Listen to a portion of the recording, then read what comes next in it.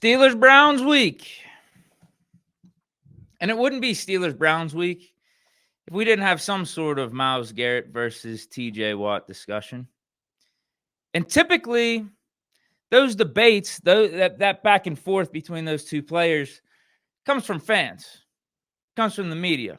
You don't really hear much from Myles and TJ on that rivalry, on that who's the best defensive player of the year, who's the best defensive player in the league conversation. You don't really hear too much from either of those guys, and them putting their hand down and saying like, "Oh, it's me." Like, no disrespect to the other guy, but it's me. It's clearly me. Like, no, there's typically respect from each side. It's TJ saying, Myles Garrett, he's one of the best, man. It's an honor to go up against guys like that, particularly in the divisions, and vice versa. Myles typically says the same thing about TJ Watt.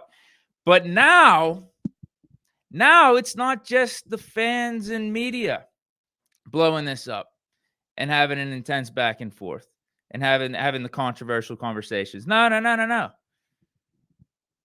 Myles Garrett threw his hat in the ring recently. Obviously, he won the Depoy last year. I think it was non-deserving. I think it was controversial, a controversial winning of the Depoy by Myles Garrett.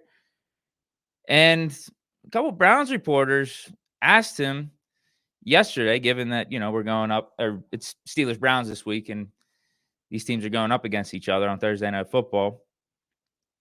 Someone asked him if TJ Watt ever said anything to Myles regarding him winning last year's Depoy, because TJ had a tweet after Myles won that said, "Nothing that I'm not used to," because TJ and all of Steeler Nation and even Browns fans, and I would even say the national media, knew that TJ Watt was the rightful owner of last year's Depoy.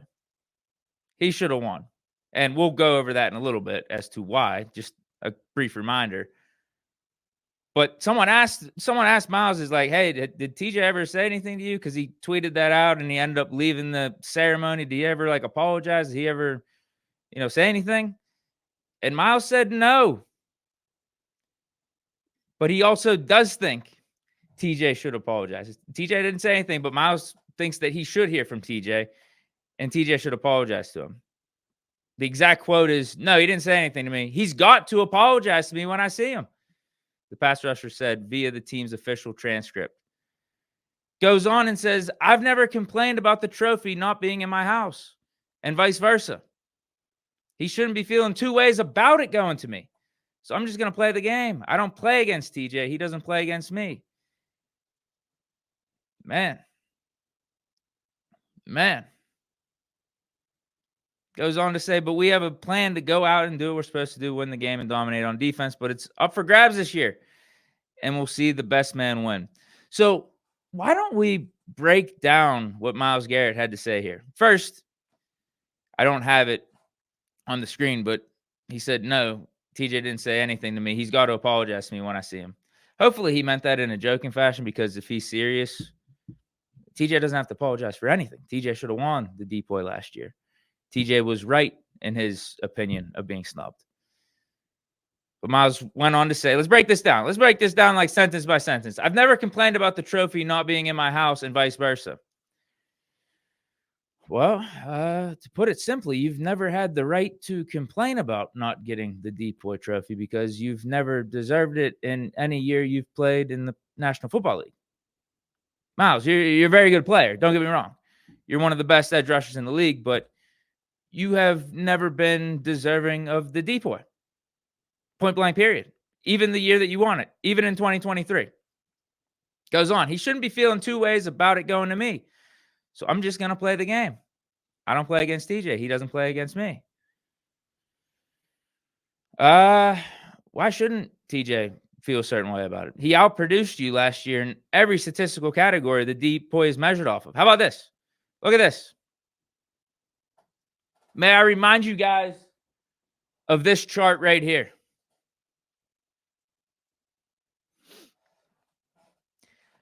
What category does Myles Garrett have the edge over TJ Watt? This was 2023. This was the year Myles Garrett won the Defensive Player of the Year. You would think he would at least have one stat on this list that was better than TJ.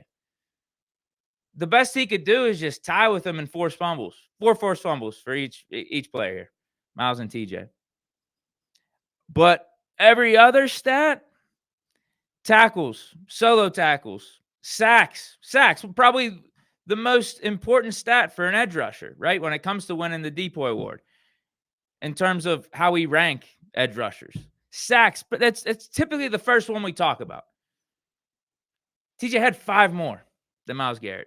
And then you would think like, okay, TJ's got more sacks, but maybe Myles did a lot better in other things like in pass coverage or QB hits, forced fumbles, something else, right? But no, there's not one other thing because TJ's better than him in pressures, QB hits, tackles for loss. They tied in forced fumbles. Remember, they tied for forced fumbles. TJ had more fumble recoveries, more picks, pass deflections, and even scored last year. So my God, man. My God. TJ does have a right to feel 2 ways about it going to Myles Garrett last year. Because, again, everything that a Depoy is measured off of went in TJ's favor. It's just literally insane.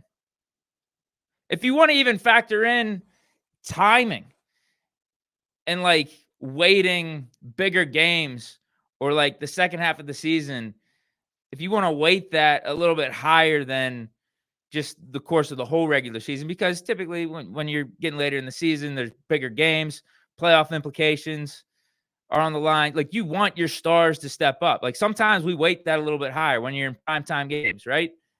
And even if we want to do that, TJ was better than Myles Garrett last year. He got better down the stretch as the Steelers were fighting for the playoffs, whereas Myles Garrett disappeared in the last like 7-8 weeks of the season, only recording 1 sack. So again, TJ does have a right to feel 2 ways about this. Not only was he deserving of the Depoy, but this is America. It's freedom of speech. And he has the correct opinion on this situation. The last sentence, Myles says, but we have a plan to go out and do what we're supposed to do, win the game and dominate on defense, but it's up for grabs this year, and we'll see the best man win. What's funny about that is TJ is currently the odds-on favorite to win the 2024 Defensive Player of the Year award. And he ain't even having that great of a season, at least compared to what we're used to seeing from TJ, which is more evidence that he should have more than 1 Depoy in his trophy case. Should have 3, I think. At least 3. You could even make a case for 4. The one that Stephon Gilmore won in 2019. You could definitely make a case for TJ. But I think there's 3 definite ones that he was snubbed from. Aaron Donald's I think it was like Aaron Donald's second or third one. Was that in 2020? No, it might have been 2021. I can't remember. But that one, there was one Aaron Donald one that TJ had better stats across the board. It wasn't even close. TJ dominated. And then obviously the one that he won, where he led the league in sacks, tied for the NFL season record for most sacks in a season, even though he got snubbed from that because a sack got taken away from him in the last game of the season. So he won that one, but then clearly got snubbed last year as well. Should have 3. He should easily have 3. TJ responded, was a class act about it, says, I have respect for everyone in the league. Obviously, he's a guy who's been a top pass rusher in the league for a long time, but I don't compete directly against him. It's our team versus their team. At the end of the day, I just want the Pittsburgh Steelers to come out with a win. I think, TJ, that's the best way you could handle Myles Garrett asking you to apologize and saying that you shouldn't feel any way about him winning the Depoy last year, even though, again, all the stats point in TJ's favor and that 90 for the Steelers should have actually won. Sticking with like the Steelers-Browns theme here, we'll go over this quick. I thought this was kind of funny. Brady Quinn, former Notre Dame quarterback way back in the day. That's what he's most known for, at least in terms of his playing days, but also played a little bit in the league, was drafted in the first round by the Browns, jumped around as a journeyman, but now he's a reporter reporter for Fox, was on a podcast. It's Fox Sports, 2 Pros and a Cup of Joe, and suggested that the Browns should trade for Steelers head coach Mike Tomlin.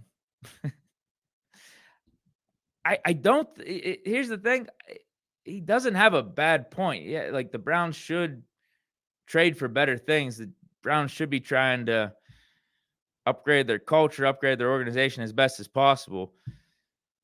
But it's not going to happen. Let's read. He says, as you talk about model of consistency, you talk about Tomlin, the culture. I kept thinking about Cleveland right now, who dropped another game that wasn't even competitive against New Orleans. I don't know what that means for Kevin Stefanski. It seems rather odd he could get fired after being coach of the year last year in the NFL. If they did, though, and that became vacant, I would call the Steelers, dude. If I'm owner Jimmy Haslam, I'm going to offer whatever it takes to get Mike Tomlin. At least make them say no. Make them an offer they can't refuse and make them say no. That would be the approach I would take. Now, he did acknowledge that he knows he could come off as crazy with this take. He says, it sounds crazy. I'm sure people from Pittsburgh will criticize me and people from Cleveland will think it's dumb. But if that job came open and I was a part of the group trying to do it, I'm trying to get the best possible out there. And that's who I'd be trying to get. Also said it's never going to happen. But I personally feel like if I were a part of that organization, I would give Tomlin a call. I would try to figure out if there's any shot of trying to get his culture, his coaching, everything that he's bringing, and try to bring that to Cleveland. That would be one of the first calls. I guess, again, this goes maybe a little bit hand in hand with the Myles Garrett, TJ Watt conversation we just had. Of course, Myles Garrett had to say some stuff, make things a little bit spicy on Steelers Cleveland week. So I think this kind of just goes hand in hand with that, man. I mean, this ain't happening. This is just something to say because Steelers and the Browns are playing on Thursday Night Football. We got a primetime game, rivalry game, all that stuff. We know the organizations, we don't like each other. Pittsburgh doesn't like Cleveland. Cleveland doesn't like Pittsburgh. So this is something to make headlines.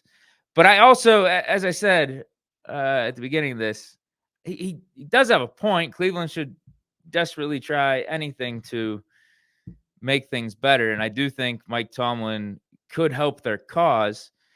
But one, they would be stupid to begin with to fire Kevin Stefanski because I think he's actually a good coach. Has won 2 Coach of the Years with the Cleveland Browns. That's not a task to just overlook willy-nilly like that. That is a very, very difficult thing to do. Get them to the playoffs a couple years, have to deal with this Deshaun Watson situation, the contract, and his terrible play. For him to get 2 Coach of the Years and actually keep the Browns relevant throughout his coaching tenure, he's actually a pretty good coach. I think it's hit a breaking point this year. Like you can only handle the Browns' incompetence so much. And now they're 2-8, and it's back to Browns being the Browns. Browns is the Browns. But one, they shouldn't fire Kevin Stefanski. And 2, doesn't Mike Tomlin have some sort of say in this? I'm pretty sure he would say no to the trade, and he would retire before going to the Cleveland Browns. Because remember, it was brought up a couple years ago. There's a rumor of him going to USC, maybe coaching at USC. It's in like 2021, I think. And he said, there's just no chance. I love it here in Pittsburgh. I'm never leaving. This is the best place for a coach to be coaching. Best organization in the National Football League for a coach to be coaching. He said, never say never, but never. And I think that would even be more the case here with the Cleveland Browns. It's just, he's right. It's just never happening. But the thought of the Browns trying to desperately upgrade their situation and figuring out whatever way, whatever means to make that happen. Yeah, sure. That's not a bad take. I guess it's not a bad idea. I'll put it to you that way. I'll put it like if they do fire Stefanski, yes, maybe they should try to trade for Jim Harbaugh too. They should try to trade for Sean McVay. I don't necessarily think it has to be a Mike Tomlin, but yes, throwing Mike Tomlin's name in the mix for a Cleveland Browns head coach again is going to make more headlines, particularly on a week like this. Last thing, real quick, before we get to this Steelers-Browns preview. We did have a pickup that just happened yesterday. I think it was yesterday. I think it was a low-key savvy move, too. It's not going to move the needle. It's not going to be talked about on NFL Network or ESPN. But this is low-key a good signing. We picked up Eric Rowe. and signed him to our practice squad. He's a cornerback slash safety, a versatile guy in the secondary. And this isn't a jersey swap. We are familiar with him. He played with the Steelers, if you guys remember, for 3 games at the end of the regular season last year, and then also in the playoff game against Buffalo in the wild card.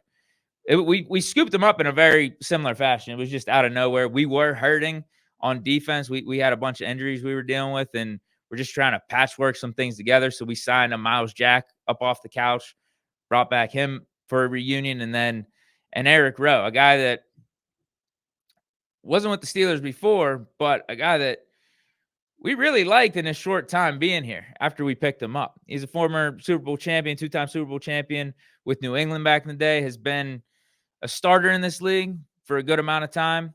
Has gone back and forth between like a starter and a role player. But just last year with the Steelers, and this is why I think we're pretty happy about this move. In 3 games, he had 29 tackles. This is the regular season. 1 tackle for loss, a forced fumble, and a pick, and 2 pass deflections. And then in the 1 playoff game we had, 8 tackles and a pass deflection in that one too. So to get a dude like this for free and just add him to our practice squad, I don't think anyone can hate on this at all.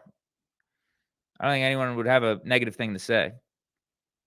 And because we got to see him play good in the black and gold last year, like even more of a reason why this is a move that's only positive. There's really no risk, only reward.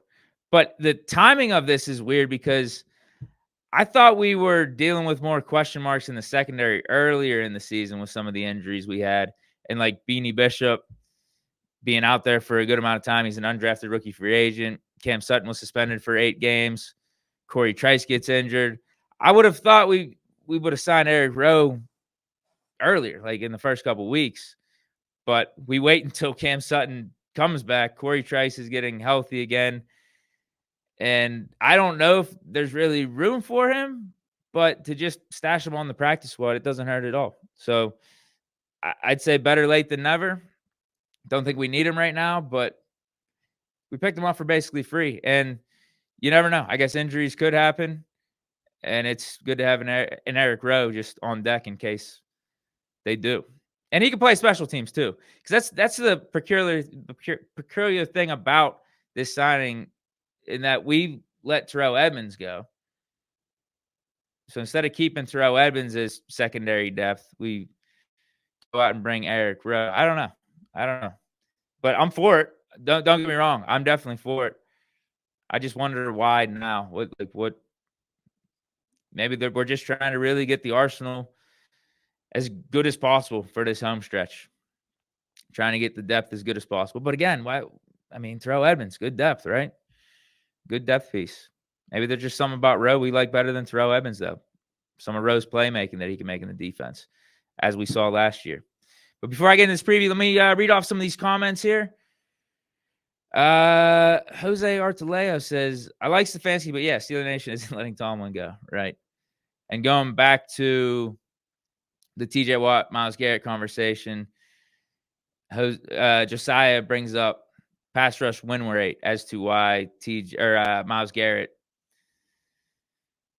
won the decoy last year as opposed to TJ Watt, the made-up PFF stat that, we've never even considered. We've never thought of as a metric or a category to grade a defensive player on for the decoy ever.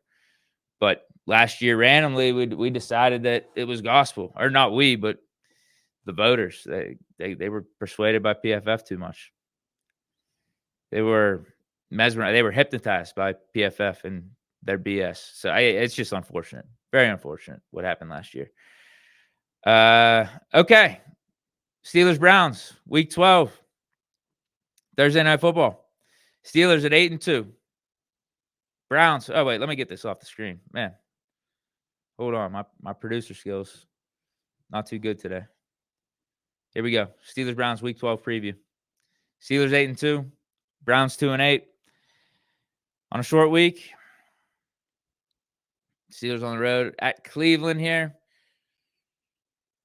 We secretly, here's the intriguing part. Even though I think everyone considers the Steelers a better organization than the Browns, as the big brother in this rivalry, as the team that owns this rivalry. We low key don't have as good of a record against Cleveland in recent years as you would think. Like with the Ravens, the last 9 games, Steelers are 8-1. But everyone thinks that it's this big back and forth rivalry, equals going up against each other, 2 good organizations. But in recent years, Steelers have been owning that. Last 9 games, we're 8-1. Last 9 games against the Browns, we're only 5-4. We do have the upper hand. We're 5-4, but I would have guessed it's like 8-1 or 7-2, maybe even 9-0. Just based off the way we view the Browns, right? We view this rivalry. Now, granted, one of those losses was with Mitch, and another was whenever Mason was in there as a backup with a bunch of other backups. Because we were sitting the starters. It was the last game of the season. We had the AFC North. We had the division locked up. We had our seating locked up. But it is still a little surprising, just based off the way we view Cleveland and everything. But this year, Steelers were a top team in the AFC, 8-2. Have as good of a chance as anyone to win the Super Bowl, I think. And the Browns is the Browns. Like, the Browns are officially back to being the Browns again.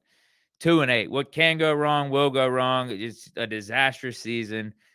After everyone predicted throughout the whole offseason, talking about the AFC North, everyone predicted the Browns to be at least somewhat relevant and just piggyback off of last year's success of making the playoffs and keep that momentum going. But no, it's just the Browns being the Browns. Browns being a failure. And I think a big part of that is the Deshaun Watson dark cloud that continues to hang over this franchise. Not only the awful play, but the abysmal contract. Just everything that has come with Deshaun Watson being traded to the Browns has, like I said, hit a breaking point. And they finally have hit like 2-8. They've been able to weirdly stay afloat over these last couple seasons, get lucky with Joe Flacco and PJ Walker. And who was the other? DTR. Like when Deshaun Watson got hurt last year, they were able to just piece things together a little bit and make a run, get on a lucky run. But I think it's just over. Like the Deshaun Watson dark cloud has officially hit its breaking point, and the Browns, like, I think the vibes are at an all-time low. Like the defense can't pick up for it anymore. Like pick up for the offense and it's bad play, and Deshaun Watson's bad play, even though he's not playing anymore. But now, like, the offense just in general isn't good. No matter what quarterback is out there, the offense just has not been good. They can't run the ball. It doesn't matter if Deshaun Watson's playing. And unfortunately for the Steelers, it's not Watson. It's funny because literally for the Browns offense, all they needed to do to get better was bench Deshaun Watson. No matter what quarterback is out there, as long as it's not Deshaun Watson, their offense is better. It's pretty crazy. Whether it's Flacco coming off the couch, whether it's Jameis Winston coming in, a dude that's been relegated to being an NFL backup at this point, a DTR, as I said, a PJ Walker. It's crazy. So, like, their offense is better than if the Steelers would have played the Browns, say, like, week 2 or week 3. But it's still, like, it's not that good. They can't run the ball. Nick Chubb ain't the same. Their O-line ain't the same anymore. Jerome Ford, he's all right, but come on, we're not talking about him being a top 10 back in the league or even a top 10 or top 20 back. Now, Winston, he has provided an uptick. I will give him that. Like I said, he's better than Deshaun Watson. He's provided a spark in this offense, but it's still Jameis Winston. He's inconsistent, and so far starting this year, he has a 1-2 record. Has a couple of games of 300 yards, but still will throw the ball to the other team, has 3 picks on the season, and has his ups and downs and inconsistent play.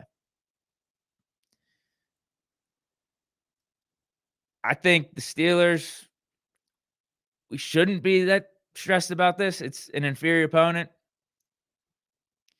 But you know what they say, man. You know what they say about trap games. You know what they say about Tomlin losses, letdown games. It can happen. But what's funny is I just don't think it's going to happen with this team, because you got comments like this coming from Dante Jackson. What's a trap game? What's that mean? I played in Carolina for a long time. I'm not familiar with trap games. And I feel like this Steelers team has a different vibe to it than in recent years where we would have some of these letdown games. Coming off of a big win against the Ravens, everyone's talking really highly about us. We feel like we're legitimately in Super Bowl contention and that we should just be heavily favored against the Browns, and this shouldn't even be a close game, right? 8-2 Steelers against 2-8 Browns. We've seen this story before where we'll come out flat and lose an inexplicable game like this. We saw it a few times last year against the Patriots, against the Colts, against the Cardinals, against the Browns on the road, against DTR. We thought that was a gimme. I just don't think this team has it in them. I don't. You heard Dante Jackson's comment right there. I know he said it jokingly, but then Russ, after this game against the Ravens, in his post-game press conference, he's asked about celebrating this victory and how good does it feel. He's like, honestly, we can't celebrate, man. We can't let down. We'll celebrate for like an hour or two, and then we're on to Cleveland. We're focused on that. I don't see it happening. I really don't. Even though the formula is there for a letdown game and us overlooking the Browns, I think Russ, and he's a big part of it, I think he's got us locked in, man. I think the work ethic he brings to the table and how laser focused he stays on a day in and day out basis, on a week in and week out basis, I think that's really setting the tone for this squad. And I think, too, we're not going to take what happened these last couple of years in terms of having letdown games and feeling ourselves too much and thinking that we can't be beaten by an inferior opponent. I think we're going to look at that and not take it for granted now and learn from that. Because we do have this veteran leadership. We do have these guys pointing like a Russell Wilson, like a Dante Jackson. We got these guys pointing, and these are new dudes too, coming from the outside. They're pointing everyone in the right direction. So we are the better team. The Browns offense, it ain't it right now. It's not. It hasn't been it. And the Steelers defense just shut down the Ravens, who were, considered the top offense in the league. Lamar Jackson, he's going to win his third MVP. Derrick Henry, best running back in the league. We held that team to 16 points. You mean to tell me we shouldn't do well against a Browns offense that has Jameis Winston? Granted, he is a streaky passer. He does have talent. I mean, I guess you got to look out for that. But a Jameis Winston and a Nick Chubb that ain't the same Nick Chubb anymore, or Jerome Ford, an offensive line that ain't the same offensive line that was in 2020, like back a few years ago, 3-4 years ago. They don't have Amari Cooper anymore. Jerry Jeudy's the number one. Like, come on, man. Come on. The only way we do have a bad game is if we do overlook them. We think they're inferior. We think we're above them, and we come out flat. I mean, I think that's the only way. But I don't think we got those type of vibes with this team, man. I really don't.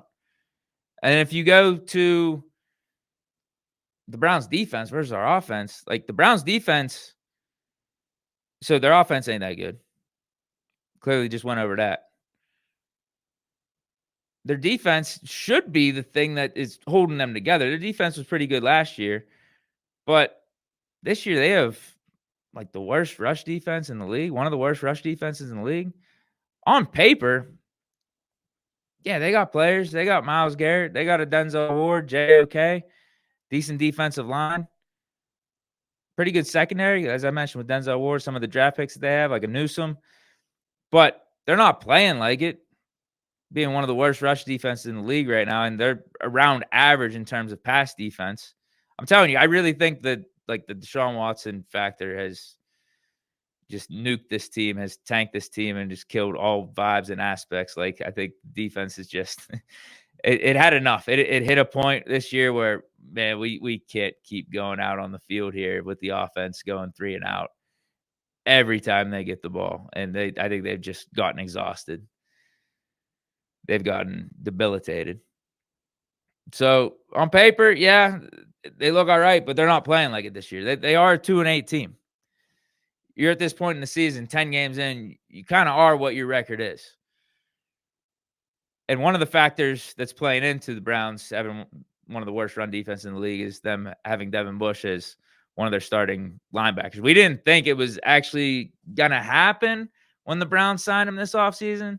Obviously, we're familiar with Devin Bush. We drafted him in the first round a while back, and his career with the Steelers did not develop like we expected. Became one of our weaker players on defense toward the end of his tenure here. He ended up playing with the Seahawks last year, and we got to see him in week 17. He was in a very similar situation that he is with the Browns. Like, didn't start the season off as a starter, but I guess due to injuries or whatever, we ended up going up against Devin Bush week 17. And Jaylen Warren and Najee Harris had a field day. And a part of that was due to Devin Bush being out there on the field. So I don't expect to be at any different this week against the Browns. Devin Bush playing. And even though they have a JOK out there, I think he's even a little banged up. He's not this great run stopper. He's more of a finesse player, better in coverage. So again, if you look at last week and what the Steelers did against the Ravens, I talked about our defense against their offense. Let's look at our offense against the Browns defense. What we did against the Ravens was have success. We moved the ball. Granted, we didn't score in the red zone, but 18 points, all field goals, that's 6 scoring drives. We did that against the Ravens defense and still ran the ball somewhat effectively. What do you think we're going to do against this Browns defense? Shouldn't have any problems on the ground. And that's our identity. It's been our identity all season, whether it's been Fields at quarterback, whether it's been Russ at quarterback, and even in Russ's good games, his big games where he's throwing for 300 yards, we've still been running the ball. Those are some of Najee Harris's best games when Russ was having his best games too. It went hand in hand. We had great balance. We just had a great offensive flow going. So I think it starts with that. It starts with us being a physical team, running the ball, ground and pound, playing good defense, setting the tone early on, and we shouldn't have any issues with that unless the trap game, letdown game element comes into play. But I don't think it is. I really don't. I don't think we're going to overlook the Browns. I think we as fans can, right? From the outside looking in. But I don't think the team is. I don't. If anything, we had a little bit of a letdown game against the Colts this year on the road. I think we've learned from that too. But that was with Fields at quarterback. I think it is different. It's even different with Russ at quarterback. Even more different with Russ at quarterback. I just think we're really locked in, man. Really locked in. We win this game. We get to 9-2. My score prediction is going to be 24-13. I think it's going to be more in hand than what that score indicates. I think it's going to be like we're in the 20s. The Browns have maybe like 6 or 7, but maybe they get a garbage time touchdown or something like that. And it ends up being 24-13. Another caveat to look for, though, in this game is our use of Justin Fields with how Taysom Hill and the Saints, how they used him as the gadget guy that he is, and he cooked them. Absolutely cooked the Browns defense last week. Had a career day. You mean to tell me Steelers aren't looking at that and saying, we just started implementing Justin Fields against the Ravens, and in the 3 plays he was out there, he did 3 positive things. Maybe we get Fields out on the field a little bit more in this one. Maybe we utilize him in the red zone. It's one of those things. I'm not for it. I'm old school. If you got a quarterback like Russell Wilson playing the way that he is, you just stick with that. I'd rather go down with that ship than trying to get gimmicky. But Fields was 3 for 3. If it works, I'll play the result. I'll own it and just say, yeah, I love it. Cool. Works for me. All right, let me read some of these comments, then I'm out of here. Dave Grasha says, will Mike Williams get more playing time? I hope so. I did see a report, and it should be no surprise that we're going to implement him more and more as weeks go on, as he gets more and more familiar with the Steelers system. Quan Summer says, and all of our wins are Tomlin wins. Yeah, you got to give Tomlin big-time credit for this season. Big-time credit for this season, man. Not only just the preparation of this team, because you could see it. You could see it on a week in and week out basis. There's no game where it feels like we're not prepared. If there was one, it was that Colts game, I would say. That's the one that I would argue. But we came back in the second half. That's why I wouldn't really consider that a Tomlin loss or like this huge letdown loss, because we fought back. We were right in it at the end. Justin Fields, that offense had a chance to win it with the final drive. Usually letdown games is like it's over and we don't have a chance in like the third quarter or fourth quarter. It's just like a blowout, and it's just completely inexplicable. Like the Texans game last year. You're just like, what? against a rookie quarterback in his fourth start? Huh? This doesn't make sense at all. We're losing double digits. We're getting cooked on defense. Offense looks terrible. Those are the type of games I'm talking about. That's not how I viewed the Colts game. It's in the start, it was for sure. But we came back, we fought back. There was resiliency there. There were adjustments made at halftime. I think penalties were a big part of why we lost that game too. Quan Summer asked, "Is Corey Trice going to be the third cornerback?" I don't know. Why would he be? Is Cam Sutton hurt? Is there's something I'm missing here? Because I would think the pecking order is still JPJ, Dante Jackson. Dante Jackson should play. Then it's Cam Sutton. Beanie Bishop's still out there. I would think Corey Trice is like our backup outside corner for either Porter Jr. or Jackson. So what is that? I guess that would make him like our fourth or fifth corner. And then we just picked up Eric Rowe, put him on practice squad. I don't expect Eric Rowe this week. I don't expect him anytime soon. I would only expect him if poor play starts happening with some of our corners or injuries. But I think that's it, guys. Appreciate everyone for stopping through. Big game tomorrow. I will be back doing the post-game report here on Bleacher Report. So make sure to stop through. We'll recap the game, and hopefully it's a dub. Should be a dub, as I just broke down. That's it. Stay chilling. Here we go, Steelers. Peace.